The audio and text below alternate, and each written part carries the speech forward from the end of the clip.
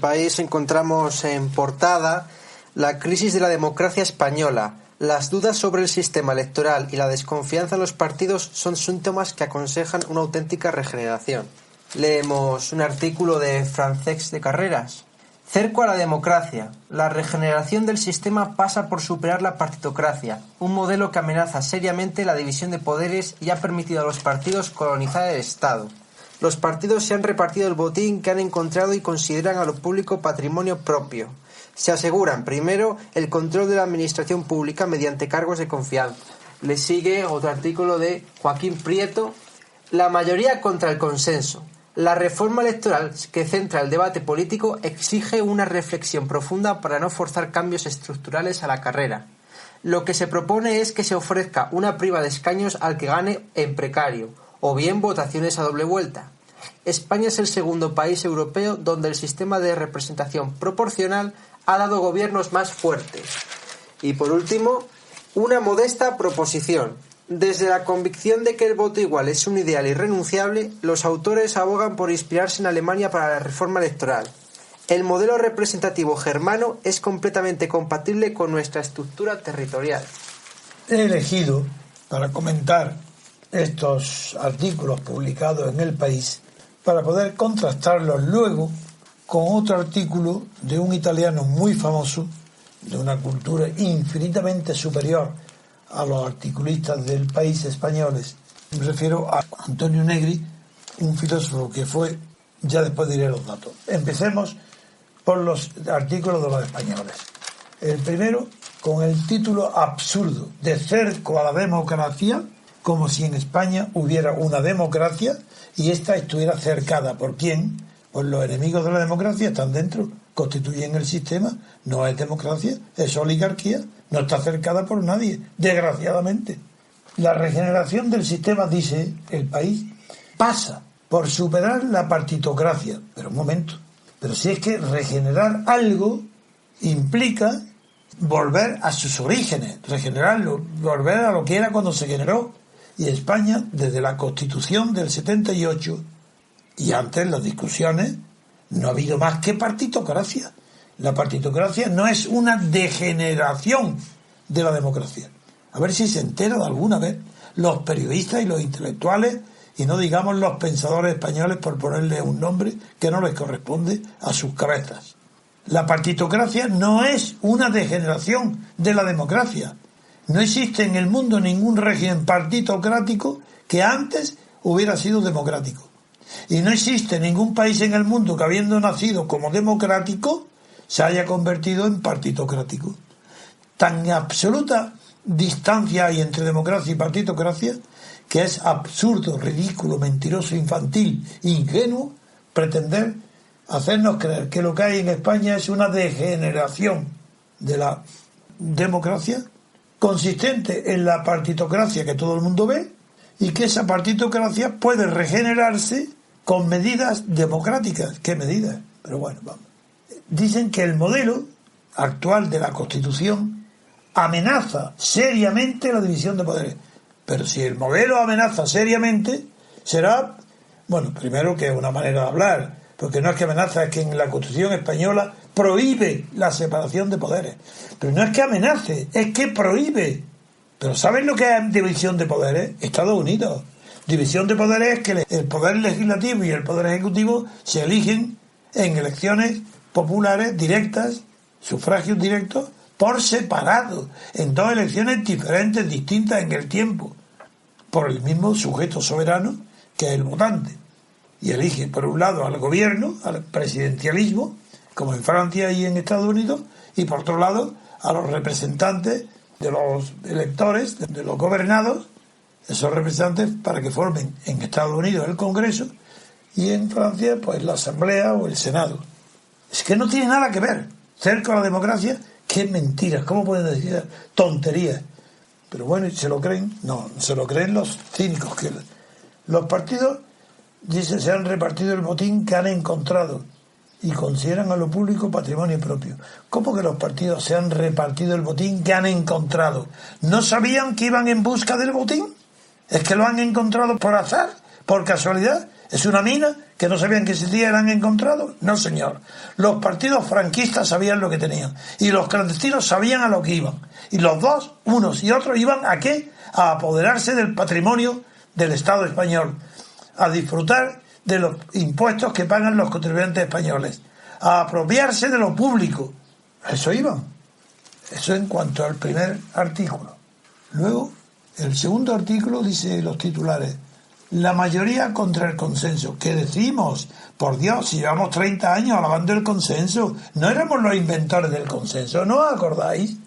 ¿Creéis posible que se alabe durante 30 años el principio sagrado de los españoles, que han inventado el consenso, que lo han impuesto en el mundo, que todo el mundo nos copia, que estamos exportando nuestro modelo constitucional, nuestro consenso, y ahora diga que la mayoría está contra el consenso? ¿Pero cómo se puede cambiar si no ha cambiado la Constitución? La reforma electoral, que es la que hoy está de actualidad, dice el articulista Joaquín Prieto. Esa reforma electoral exige una reflexión profunda. ¿Cómo que exige una reflexión profunda? Pero ¿no os dais cuenta que la reflexión o es profunda o no es reflexión? Si no existe, ¿qué es eso de reflexión profunda? Exige una reflexión. Si hubiera una reforma electoral verdadera, claro que exige una previa reflexión, pero no una reflexión profunda. Eso son tonterías de la gente. Es como la entrevista en profundidad. ¿Qué es lo que dicen los subtítulos? Joaquín Prieto, sí, es lo que he hablado estos 2 días. Lo que en Italia ya ha logrado es lo que en España se pide. Y por eso yo ahora lo he sacado, porque es la continuación de mi reflexión lo que estoy haciendo, a propósito de la medida que Renzi ha tomado en Italia. Aquí lo que se propone ahora, estos articulistas, es que se ofrezca una prima de escaños al que gane en precario, o bien que se vote a doble vuelta, la lista de partidos, a doble vuelta, para que sea mayoría absoluta obligatoria. ¿Recordáis que yo digo que donde hoy hay mayoría absoluta es porque hay democracia? ¿No recordáis que he dicho siempre que cuando no hay mayoría absoluta es que el sistema no es democrático? ¿No he dicho siempre que todas las palabras, frases de los periódicos, de los partidos contra las mayorías absolutas diciendo que son intolerables es propio de las oligarquías? ¿No me habéis oído decir durante 30 años que las mayorías absolutas son el enemigo de las oligarquías, pero el imprescindible sistema de la democracia? Pues esto es lo que ahora quieren acabar con el consenso y con esa idea de que las mayorías absolutas son buenísimas, hasta el punto son buenísimas que como no se tienen, se les da un premio para que las tengan. Ahora, antes las mayorías absolutas es que eran horribles, y ahora no es que sean horribles, son tan necesarias que el partido ganador, el más votado, que no tenga mayoría absoluta, se le regala la mayoría absoluta, porque no se puede gobernar sin mayoría absoluta. Amigos, luego estáis reconociendo todos la verdad de lo que vengo defendiendo desde hace 40, 50, 60 años para España. La libertad política, la democracia, que requiere las mayorías absolutas por necesidad. Como se tiene que votar a doble vuelta, tanto en Estados Unidos como en Francia, el resultado es que el diputado representa a todos los votantes, porque es elegido en mayoría absoluta. En cambio, en Inglaterra, sí, en Inglaterra, como el diputado puede ser elegido por mayoría simple, pues no hay democracia, amigos. No hay régimen representativo, sí, pero parlamentario, por mayoría simple. Pero el que pierde, el que pone todos sus votos, como los lauristas ahora que han perdido, ha tirado al cesto de los papeles su papeleta, porque no está representado. Por eso, ¿qué es lo que ha dicho? ¿No habéis visto las palabras de Cameron cuando ha tomado posesión del poder? El primer acto: gobernaré para todos. ¿Os parece evidente? Eso no es ninguna evidencia, porque si no tiene mayoría absoluta no está obligado a gobernar para todos, está obligado a gobernar para los que lo han votado. Y el que no lo ha votado, que se fastidie, pero no va a gobernar a su favor. En cambio, como ha tenido mayoría absoluta, le ha permitido a Cameron decir, por primera vez desde hace muchísimo tiempo en Inglaterra, gobernaré para todos. ¿Es que eso no es una evidencia? No, ¿cómo que no es una evidencia? Es que va contra la naturaleza de las cosas que un presidente elegido por minoría gobierne para todos. ¿Es que es un tonto? ¿Qué es eso? Eso es imposible. Si el presidente está de presidente del gobierno con una minoría y los que han votado en contra no cuentan para nada, pero ¿por qué es tan idiota de gobernar para todos? Tendrá que gobernar en favor de los que lo han votado, para asegurar que lo vuelvan a seguir votando. Pero amigo, cuando entra en juego la democracia, desde luego, pero incluso en un sistema parlamentario se da el caso insólito de que un solo partido logre la mayoría absoluta, ese partido está obligado ya a gobernar para todos. Y hoy Cameron representa también a los que han votado en contra de Cameron. Y antes no. Quien no sepa estas verdades no sabe nada de política, sea catedrático, constitucional, magistrado del Supremo o magistrado de lo que quiera, pero no saben ni de lo que hablan cuando hablan de consenso, o que hablan de mayoría, o que hablan de régimen representativo. ¿Pero qué régimen representativo puede haber en España? Cero. ¿Representación? Pero si la representación es lo mismo que la que da un poder notarial a un procurador, sin elección de representantes directos, de distrito pequeño, de votantes directos, a un solo diputado que los representa, no hay representación. El sistema no es representativo, ¿no? Porque no hay representación. Será lo que quieran, proporcional, incluso es más. Digo, mire, podéis llamarle maravilloso el sistema proporcional, justo, lo mejor que ha inventado la humanidad, sí, pero no es representativo. ¿Qué queréis? ¿Un sistema electoral que sea representativo? No tenéis más remedio que ir al sistema mayoritario y tirar al cesto de los papeles al sistema proporcional. ¿Queréis sistema proporcional? No digáis ni una sola vez la palabra representativo, porque estáis mintiendo. Porque en el sistema proporcional no representa al que vota, sino el elegido representa al que la ha puesto en las listas, sean abiertas o cerradas, da igual. Esto es, o se sabe o no se sabe. Y si se sabe, no caben subterfugios, no cabe salir por la tangente ni irse por las ramas. Esto es así. Seguimos al tercer artículo, que es bajo el título una modesta proposición. Modesta. Si lo modesto es lo de menos. Una proposición o es justa o es adecuada a la finalidad que propone, y en ese caso es adecuada, ni modesta ni grande. Pues dice, este que escribe este artículo, que se llama Urdanos Ganuza y Edel Olmo, dos personas que no saben español, que no conocen el idioma español. La prueba es que empieza el titular que yo voy a leer, dice: desde la convicción de que el voto igual es un ideal irrenunciable.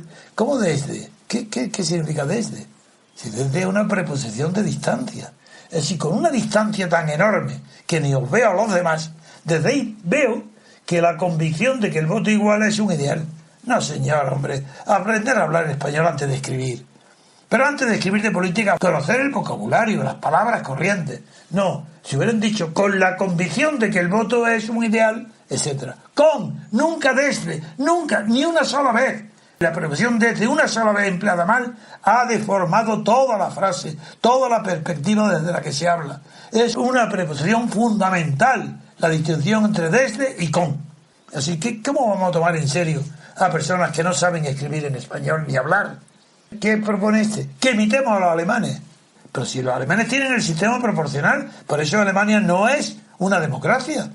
Pero si Alemania es exactamente igual que España, una oligarquía de estados, un estado de partidos.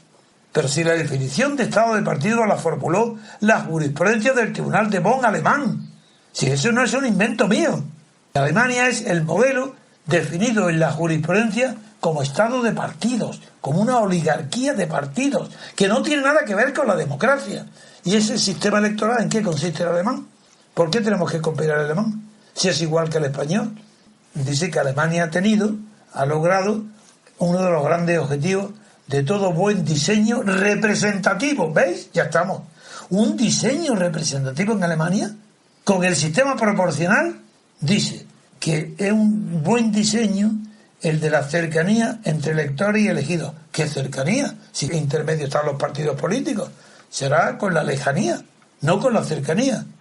Literalmente dice este artículo: sin lesionar el objetivo primordial de la proporcionalidad, que es lo que yo condeno y lo que no es democracia, dice, sin lesionar ese objetivo primordial, en Alemania los parlamentarios son elegidos no solo por la lista de partidos, sino además y a la vez en pequeños distritos delimitados territorialmente. Pero eso es una proporción ínfima.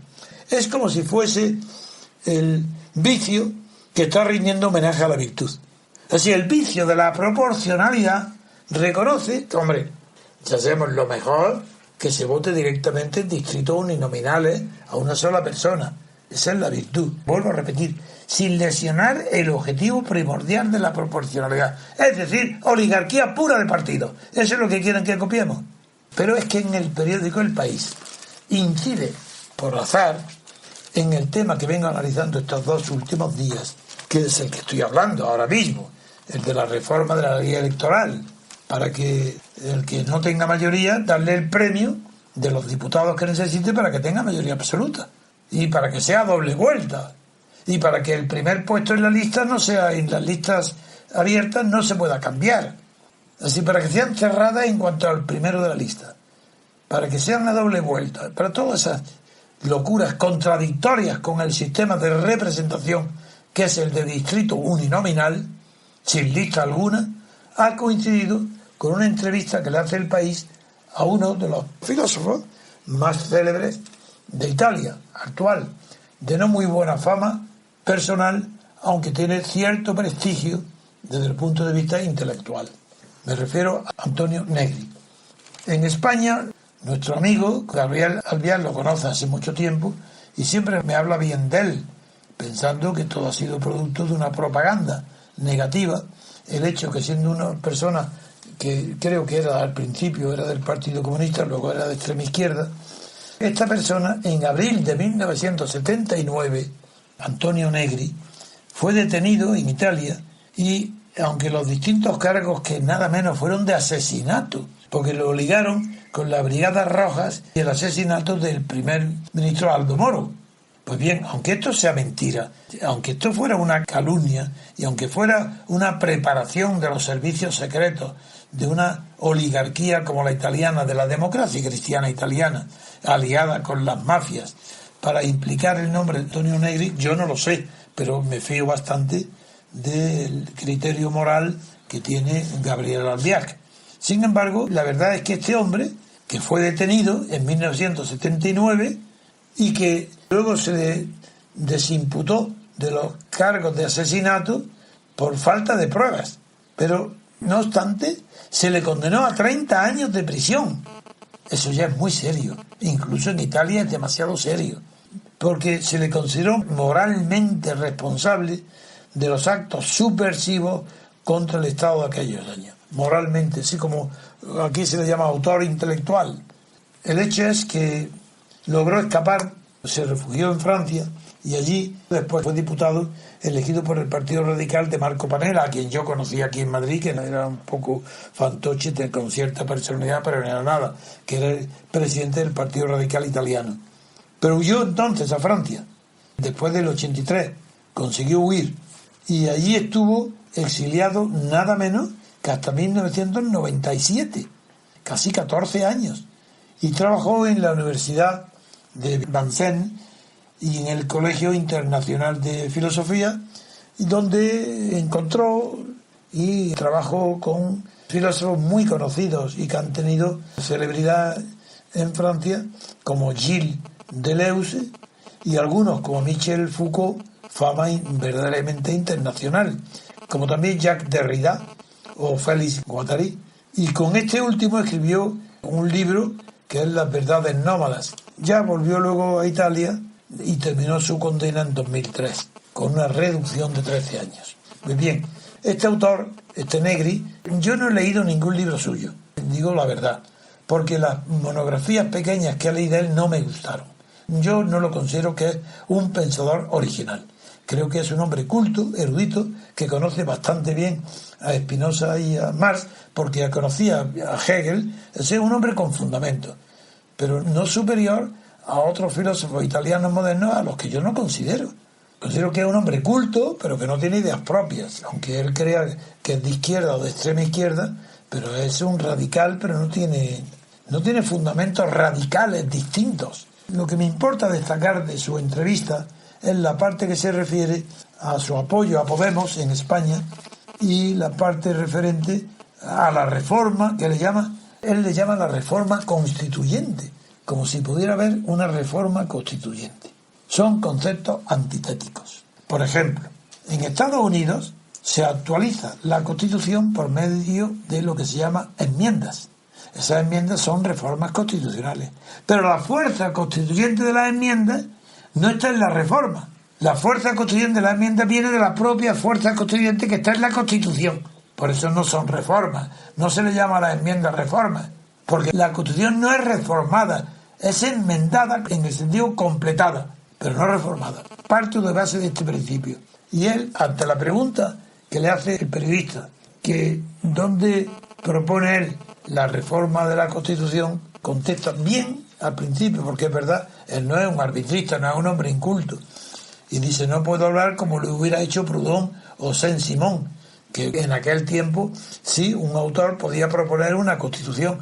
Vosotros me habéis oído hablar 1000 veces que los amigos, a veces, y algunos también, no amigos políticos, pero sí, que me conocen bien mi formación jurídica y política, me dicen, pero ¿por qué no escribe una Constitución? Deja escrito una Constitución. Me siempre he dicho lo mismo.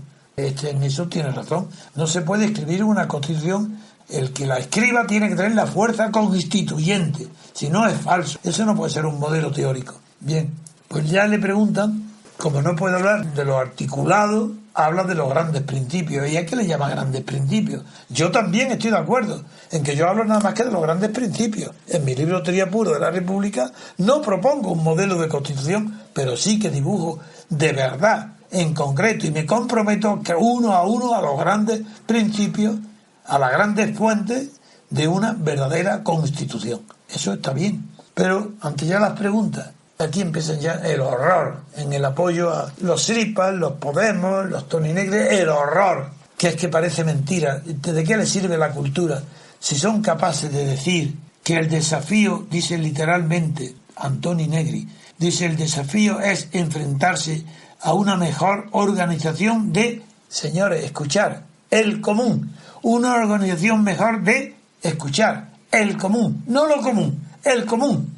Pero, ¿qué significa esto? Organizar mejor el común. Pues esto es lo que dicen, como cuando dice la gente en lugar de pueblo, Podemos, o el griego, si es un lenguaje estrafalario. ¿Qué significa organizar? Hombre, cuando hay un genio del pensamiento como Carl Smith, que funda la ciencia constitucional, sabe distinguir, y es extraordinaria su distinción, entre lo político y la política. Lo político y la política. Es fundamental para comprender el pensamiento de Smith y cuáles son las bases de la Constitución. Pero esto, ¿qué dice este hombre? Recuperar el espacio de lo que yo llamo el común. Y encima se atribuye el yo. Él llama el común. ¿Y a qué le llama el común? No se sabe. ¿Qué va a llevar? Y, hombre, si fuera lo común es lo público. Eso sí se sabe lo que es. Y yo lo utilizo, claro, y todo el mundo. Pero el común, mira, siendo jurista como yo soy, sé lo que es el común. Y el común es lo que queda del residuo de las comunidades de la Edad Media que los pequeños municipios dejan sin regular ni atribuir en las codificaciones a nadie particular, privado, propiedad privada. Y pertenece a los municipios, a los pequeños caseríos, a los pequeños pueblos donde tienen el común. El común para recoger leña, para pastar una oveja, 2 ovejas o 20 ovejas, eso es el común. Y se sigue manteniendo con el nombre del común, que no tiene nada que ver con lo común, porque lo común se refiere a las personas, y el común no se refiere a las personas. Es un residuo de un antiguo terreno que fue una comunidad y ha quedado reducido, se llama el común. Bien, eso se entiende lo que es. Pues eso es lo que le encanta a quién, a Podemos, que creen que renuevan el lenguaje llamándole el común a lo que decimos lo común. Pero si decimos lo común, sabemos que es lo público. En cambio, el común, ¿qué es eso del común? Es que nadie sabe lo que es. Sí, hay que conocer la historia y el derecho, la historia del derecho, y en algunos pueblos españoles todavía, en Italia, que quedan restos de la Edad Media, donde pastan y recogen leña los vecinos de un pueblo, y solamente los vecinos, y eso se le llama el común. Seguimos viendo el artículo y la verdad es que todo lo que dice ya es cada vez más absurdo. Dice, para garantizar la libertad se debe favorecer una dialéctica de contrapoder, que garantice que las cosas funcionen y evite los abusos. Un contrapoder. Favorecer la dialéctica de contrapoder. Favorecer la dialéctica. ¿Qué significa esto? Yo no lo sé. Yo sé lo que es la dialéctica. No solo en Grecia, también en Hegel.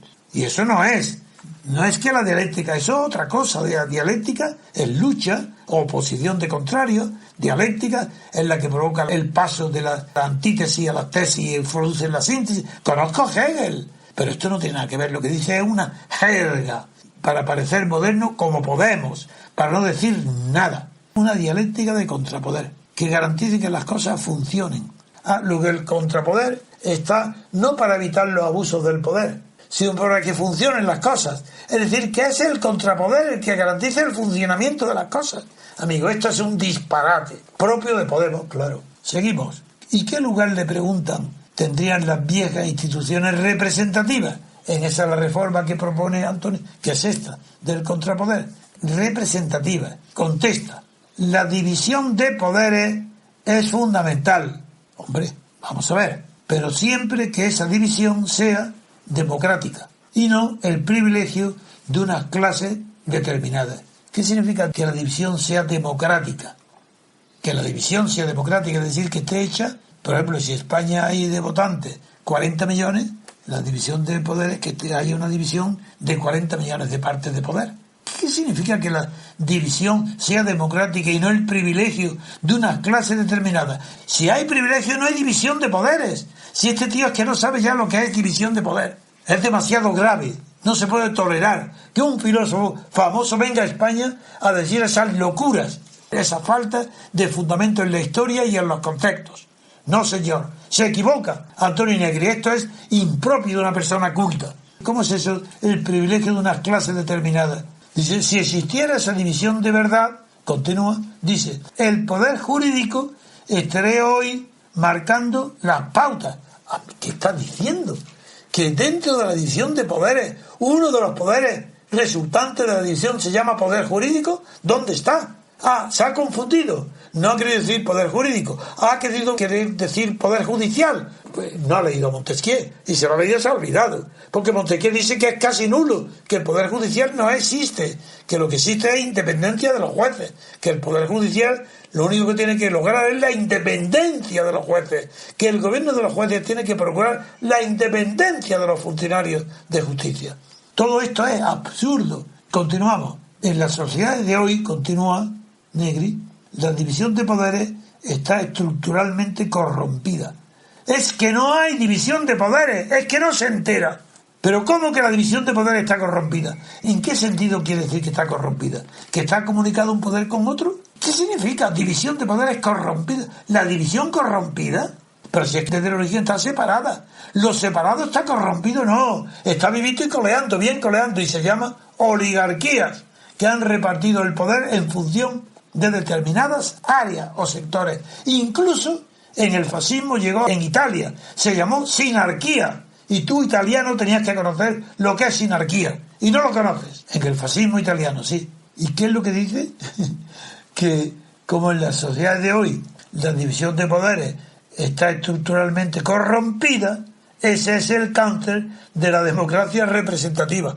Pero vamos a ver, un cáncer es una enfermedad que pudre y mata a un cuerpo que extiende a todo el cuerpo. Muy bien, ¿de acuerdo, no? Pues la democracia representativa no existe, nada más que en Estados Unidos y Francia. En Estados Unidos democracia, pero en Italia, donde él escribe, o en España, donde él habla, no puede ser un cáncer de la democracia representativa porque no la hay. ¿Será un cáncer de qué? De la oligarquía, que la puede destruir, evidentemente.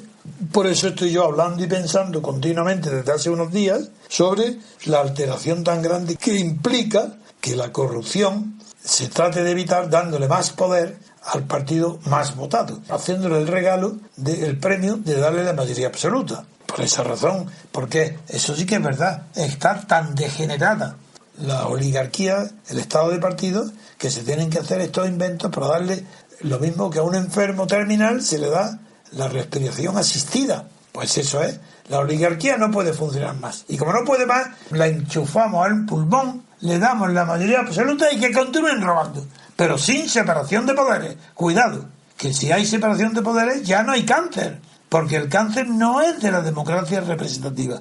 El cáncer está en la oligocracia, en el estado de partidos. Le preguntan, ¿y qué debe suceder para que se produzca el cambio que él desea? Que no ha propuesto ninguno, porque lo único que ha dicho es que el cambio tiene que ser un contrapoder jurídico, que ese es el cambio que pide él, un poder jurídico. Bien, pues le pregunta el periodista finalmente, ¿y qué tiene que suceder para conseguir esos cambios? Y entonces responde el filósofo impertérrito, bastante pobre, desde luego sabe muy poco de la política actual ni de la antigua, porque a lo mejor sabe de Hegel más de lo que parece, yo no lo sé, pero a lo mejor eso lo sabe, y de Spinoza. Le preguntaré a mi amigo Gabriel Vial, es inútil, porque verá que sí, que sabe mucho, y que es muy estudioso y muy decente. Lo que yo digo es un ignorante en política, total. De esto no sabe nada, tan malo como los españoles. ¿Qué dice? Su última respuesta. Mi posición, cuando le pregunta qué tiene que suceder para que se produzcan los cambios que él pide, que es ese contrapoder del poder judicial, mi posición del poder jurídico, mi posición es la del que observa lo que pasa, no la del que se decanta por una opción u otra. Ah, es un observador. Ah, bueno, eso ya te lo disculpa verdaderamente, porque si es ciego o tiene unas gafas tan oscuras que no ve la realidad, eso está disculpado. Si él es un observador al que no le importa para nada que se tome una opción u otra, ya está. Bueno, pues no es un filósofo serio y nada más. Sí, será serio, pero no político. No filosofía política, no. Y dice que es importante que el movimiento continúe. ¿Qué movimiento? Que se consolide. ¿Que consolide qué? Que cree sus propias instituciones. ¿Cuáles? Pero se ha dicho que no te decantas. Yo no soy anarquista, vaya, menos mal, lo único que ha dicho. Que no es anarquista. Bueno, si fuera anarquista sería más inteligente, porque lo que ha dicho son tonterías. Yo sé que sin instituciones no hay poder. Eso es verdad. Pero como son instituciones las oligarcas, y estas partitocracias son institucionales, todas, pues hay poder en todas ellas. Añade, por eso los movimientos sociales deben crear sus propias instituciones de comunicación, de producción. Ah, no sabía que cuando hablaba de instituciones se estaba refiriendo a la comunicación o a la producción, porque claro, yo creía que se estaba hablando a las instituciones políticas, que es el poder. Yo creía que estaba hablando de política, y todavía este hombre no se ha enterado que la política es poder, nada más. Conquista y conservación del poder, nada más. Del poder del Estado, nada más. ¿Qué es esto? Instituciones de comunicación, de producción. ¿Eso es política? ¿Eso qué es? Y dice, para terminar, esta frase. Hay que cuidar el común. Ah, Dios, ya volvió. Ya el terreno mostrenco o el baldío, este terreno abandonado en algunos pueblecitos que le llaman el común, dice, hay que cuidar el común y hay que encontrarlo, porque no sabe dónde está. Y entonces dice, hay que cuidar el común y encontrar la manera de trabajar juntos, convivir juntos. En el común, ¿qué es eso? Si no caben. Si el común es un sitio pequeño, donde está excluida la propiedad privada. En fin, con eso termino el comentario de Antonio Negri como complemento a mis reflexiones actuales de todos los días y hoy también sobre el alcance tan grave de la reforma que está haciendo en Italia Renzi sobre el sistema electoral que se propone en España para hacer lo mismo a favor del partido más votado, convirtiéndolo en mayoría absoluta.